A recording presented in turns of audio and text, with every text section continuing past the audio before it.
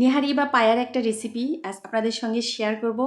তবে আমি যেভাবে রান্না করি সেই রেসিপিটাই আপনাদের সঙ্গে শেয়ার করব। আপনারা তো অনেকেই অনেকভাবে রান্না করেন, তবে পায়ার রেসিপিতে ঝোলটা কিভাবে ঘন করবেন সেই টিপস থাকবে এই ভিডিওতে। তাই অবশ্যই কিন্তু প্রথম থেকে শেষ পর্যন্ত ভিডিওটা দেখতে হবে। যারা ঘন পায়ার ঝোল পছন্দ করেন তারা কিন্তু অবশ্যই ভিডিওটা দেখবেন, স্কিপ করবেন না। এখানে নিয়েছি গরুর পায়া, পায়াতে দিয়ে দিব গরম পানি। পায়াগুলো পরিমাণ মতো টুকরা করে কেটে নেওয়া। এই গরম পানিতে আমি প্রায় ভিজিয়ে রাখবো 15 মিনিটের মতো।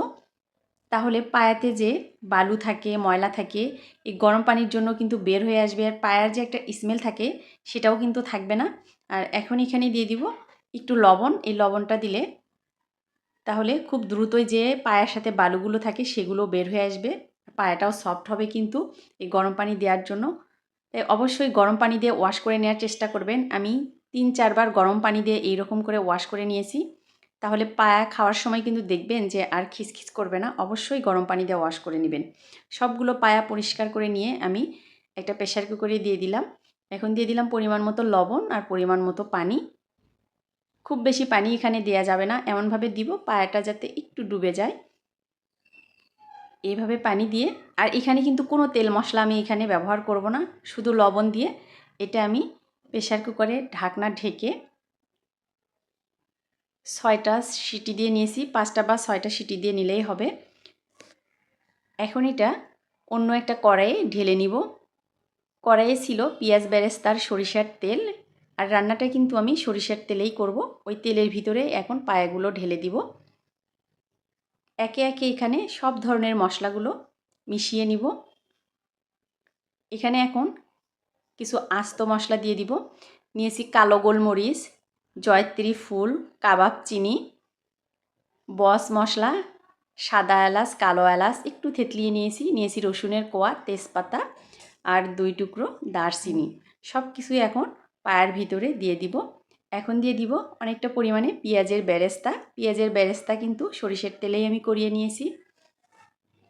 দিয়ে দিব একদম ফ্রেশ আদা রসুন বাটা। অবশ্যই আদা রসুন বাটা ফ্রেশ দেওয়ার চেষ্টা করবেন। দিয়ে দিলাম 1 মুঠ পেঁয়াজ কুচি, হলুদের গুঁড়া, আর দিয়ে দিব ফ্রেশ ভাজা জিরা আর ধনিয়ার গুঁড়া, পরিমাণ মতো লবণ, লাল মরিচের গুঁড়া। সব কিছু এখন খন্তার সাহায্যে খুব ভালো করে মিশিয়ে নিব, কারণ এখন এই পায়াগুলো কিন্তু অনেক গরম, হাত দিয়ে মিশানো যাবে না। তাই খন্তার সাহায্যেই খুব ভালো করে মিশিয়ে নিতে হবে। পানিটা কিন্তু এখানে কম আছে, তাই আবারও একটু পানি এখানে মিশিয়ে নিব। প্রথম থেকে শেষ পর্যন্ত পুরো রান্নায় কিন্তু অবশ্যই গরম পানি ব্যবহার করবেন, তাহলে কিন্তু রান্নার টেস্ট একদম অটুট থাকবে আর রান্নাটাও কিন্তু খুব দ্রুত হবে। তাই অবশ্যই গরম পানি ব্যবহার করার চেষ্টা করবেন। এখন এখানে দিয়ে দিব একদম ফুটন্ত গরম পানি পরিমাণ মতো।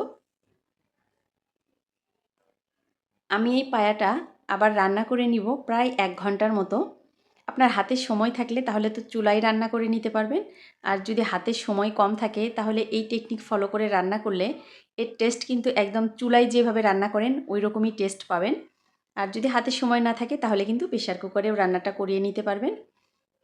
নামানোর আগে দিয়ে দিব কয়েকটা কাঁচামরিচ। কাঁচামরিচের মাথাটা একটু চিড়ে দিলে এর ভিতর থেকে ফ্লেভারও বের হবে, ঝালটাও বের হবে। এটা এখন হয়ে এসেছে। ঝোলটা কিন্তু এখন অনেকটা পরিমাণে পাতলা। এটা আমি পাশের চুলায় নামিয়ে রেখে দিব। আর এখানে বাগার রেডি করে নিব। অন্য একটা কড়াইয়ে দিয়ে দিব পরিমাণ মতো সরিষার তেল, কয়েকটা সাদা এলাচ, 1 মুঠ পরিমাণে দিয়েছি রসুন কুচি, একটু বেশি দিয়েছি। দিয়ে দিব শুকনো মরিচ মাঝখান দিয়ে কেটে নিয়েছি আর বিচিগুলো ফেলে দিয়েছি। দিয়ে দিলাম একটা পেঁয়াজ একদম চিকন চিকন করে কেটে নিয়েছি। দিয়ে দিলাম আস্ত জিরা, তেজপাতা। পেঁয়াজটা ততক্ষণ পর্যন্ত ভেজে নিব যতক্ষণ পর্যন্ত না এই পেঁয়াজের কালার চেঞ্জ হয়ে আসে। আর রসুনগুলো কিন্তু পুড়ে ফেলা যাবে না, তাহলে কিন্তু এর ফ্লেভারটা নষ্ট হয়ে যাবে। এখন দিয়ে দিব একদম সিক্রেট একটা উপকরণ, সেটা হচ্ছে ঘি।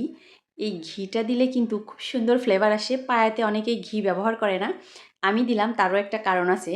এরপরে যে উপকরণটা ব্যবহার করব, যেটা দিলে এই পায়াটা একদম ঘন হয়ে যাবে। যারা ঘন পায়া ঝোল পছন্দ করেন তারা এটা ব্যবহার করতে পারেন। দিয়ে দিলাম সামান্য একটু পরিমাণে আটা। আপনি চাইলে পরিমাণটা আরেকটু বাড়িয়ে দিতে পারেন। আটাটা এখন এই পেঁয়াজ রসুনের সঙ্গে ভেজে নিলাম। চুলার জালটা মিডিয়ামে রেখে ভেজে নেবেন, নাহলে কিন্তু পুড়ে যাবে। কালারটা যখন চেঞ্জ হয়ে আসবে তখন এটা পায়ার ভিতরে দিয়ে দিব। এখন দেখেন পায়ের ঝোলটা কিন্তু অনেকটা পরিমাণে পাতলা। যারা পাতলা পছন্দ করেন তারা তো এইরকমই খেতে পারবেন। আর যারা একটু ঘন পছন্দ করেন তারা এইরকম করে একটু আটা দিয়ে দিবেন, দেখবেন যে পায়ের ঝোলটা ঘন হয়ে যাবে আর টেস্টটাও কিন্তু একটু অন্যরকম আসবে। এখন খুব ভালো করে এটা আমি মিশিয়ে নিব। তবে পায়া রান্না করে রেখে দিলে ঠান্ডা হলে কিন্তু একটু ঘন হয়ে আসে, তাই প্রথমেই কিন্তু একবারে বেশি ঘন করে নামিয়ে নেবেন না।